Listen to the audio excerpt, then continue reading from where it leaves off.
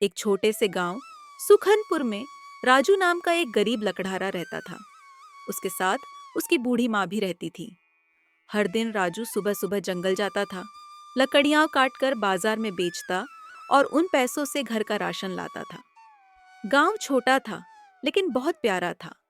चारों ओर हरियाली, मिट्टी की झोपड़ियां और लोगों में आपसी प्यार। राजू मेहनती था पर उसकी गरीबी कभी खत्म नहीं होती थी। फिर भी वह हमेशा मुस्कुराता रहता क्योंकि उसकी माँ की खुशी ही उसके लिए सबसे बड़ी दौलत थी। एक दिन जब राजू बाजार से राशन लेकर घर लौट रहा था तो रास्ते में एक चोर ने उसका सारा राशन छीन लिया। राजू बहुत दुखी मन से खाली हाथ घर लौटा। घर पहुंचकर वह उदास होकर चौखट पर बैठ गया। उसकी आंखों में आंसू थे और दिल में गहरा दर्द था।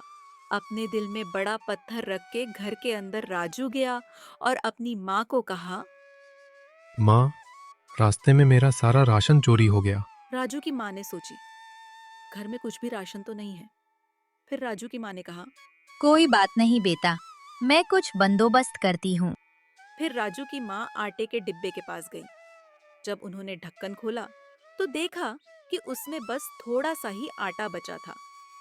उन्होंने उसी बचे हुए आटे से एक रोटी बनाई। माँ और राजू दोनों ने वह रोटी आधी आधी बांटकर खाई और भूखे पेट ही सो गए। दूसरे दिन की सुबह राजू अपनी माँ के पास गया और कहा, माँ, मैं जंगल जा रहा हूँ, शाम तक लौट आऊंगा। यह कहकर राजू शांत कदमों से जंगल की तरफ निकल पड़ा।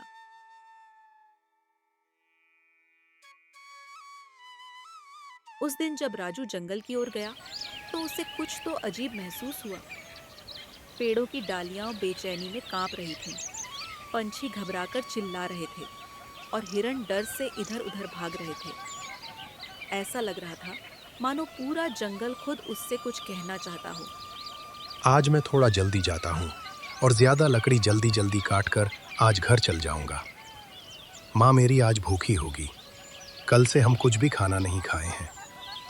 आज जाकर घर में भरपेट खाना खाएंगे। ऐसा कहकर राजू जंगल के अंदर की ओर बढ़ने लगा। जाते जाते उसकी नजर एक बड़ी सी टहनी पर पड़ी। इसमें मेरा काम तो जल्दी हो जाएगा, मैं इसको ही काटता हूँ। ऐसा कहकर राजू ने जल्दी जल्दी कुल्हाड़ी चलानी शुरू की। वह बस यही सोच रहा था कि आज ज्यादा लकड़ी काटकर जल्दी घर लौट जाए, लेकिन जल्दबाजी में उसकी कुल्हाड़ी फिसल गई और सीधा उसके पैर में लगी। चारों ओर सन्नाटा छा गया, पेड़ों की पत्तियां तक जैसे थम गई। राजू का मुंह से एक आवाज निकली, माँ।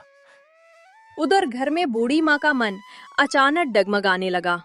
उसे कुछ ठीक नहीं लग रहा था, जैसे दिल किसी अनहोनी की आहट महसूस कर रहा हो।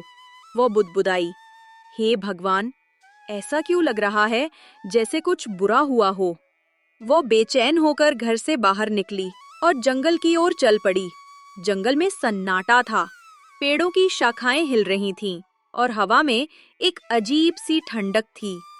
थोड़ा आगे बढ़ने पर उसने देखा एक बड़ा सा लकड़ी का लट्ठा रास्ते पर गिरा हुआ था, मानो किसी ने अभी अभी काटा हो। वो सावधानी से आगे बढ़ी और तभी उसकी नजर उस लट्ठे के पास पड़ी किसी पर।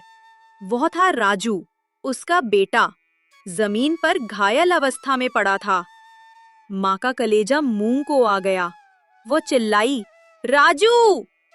दौड़कर उसके पास पहुंची और कांपते हाथों से उसका सिर अपनी गोद में रख लिया। कोई है? मेरे राजू को बचाओ। मेरा राजू, मेरा राजू, मेरा राजू को बचाओ। ऐसा सुनते ही गांव के 2-3 लोग जल्दी जल्दी दौड़ते हुए वहां पहुंचे। उन्होंने देखा कि राजू जमीन पर बेहोश पड़ा है। सबके चेहरों पर चिंता साफ झलक रही थी। बिना देर किए वे राजू को धीरे धीरे उठाकर उसके घर की ओर ले चले। राजू की माँ ने कहा, बेटा, मैं कुछ खाने का बंदोबस्त करती हूँ। ऐसा कहकर राजू की माँ ने घर से बाहर सेठ के पास चल गई। वो गांव में सेठ हरीलाल, वो गांव का सबसे बड़ा धनी आदमी रहता है।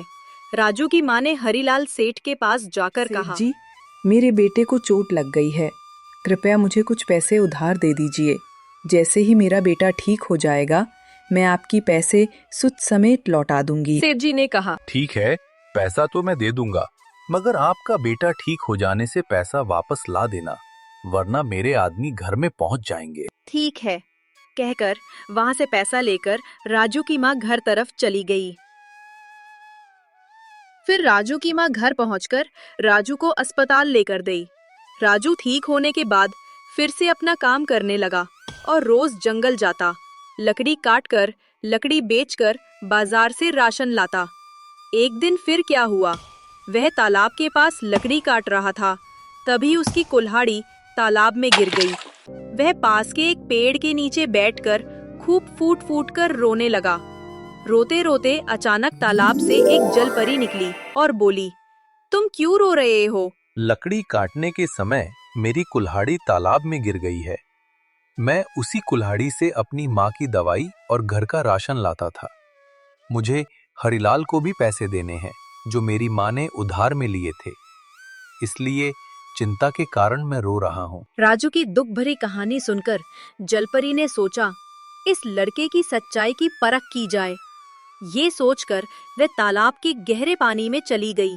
कुछ देर बाद वह अपने हाथ में एक सोने की कुल्हाड़ी लेकर पानी के ऊपर आई और राजू से बोली, बेटा, क्या ये तुम्हारी कुल्हाड़ी है?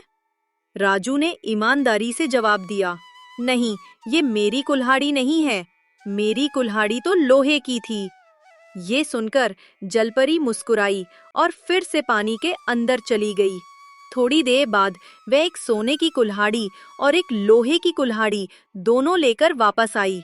उसने दोनों कुल्हाड़ियां राजू के हाथ में दी और बोली, बेटा, तुम्हारी सच्चाई और ईमानदारी से मैं बहुत खुश हूँ। ये सोने की कुल्हाड़ी तुम्हें इनाम में मिल रही है। राजू ने कृतज्ञता से जलपरी को धन्यवाद दिया और खुशी खुशी अपनी दोनों कुल्हाड़ियां लेकर घर चला गया। राजू घर आकर कहा, आज जब मैं लकड़ी काट रहा था तभी मेरी कुल्हाड़ी तालाब में गिर गई। मैं तालाब के किनारे जाकर बहुत रोने लगा। तभी अचानक तालाब से एक जलपरी निकली और मुझसे पूछा, तुम क्यों रो रहे हो? मैंने उसे सारी बात बता दी। ये सुनकर जलपरी ने मुझे एक सोने की कुल्हाड़ी दी। राजू ने ये कहकर सोने की कुल्हाड़ी दे दी। भगवान ने हमारी बात सुन ली बेटा। भगवान के घर देर है मगर अंधेर नहीं। चलो उसको लेकर सुनार के पास जाते हैं। सुनार को बेच के इसका पैसा लेकर हरीलाल को पहले उसका पैसा दे देते हैं। ऐसा कहकर दोनों सोनार के पास चले गए। सोनार की दुकान में जाकर सोने की कुल्हाड़ी बेचकर सोनार से पैसे लिए और उन पैसों को लेकर हरीलाल के पास पहुंचे।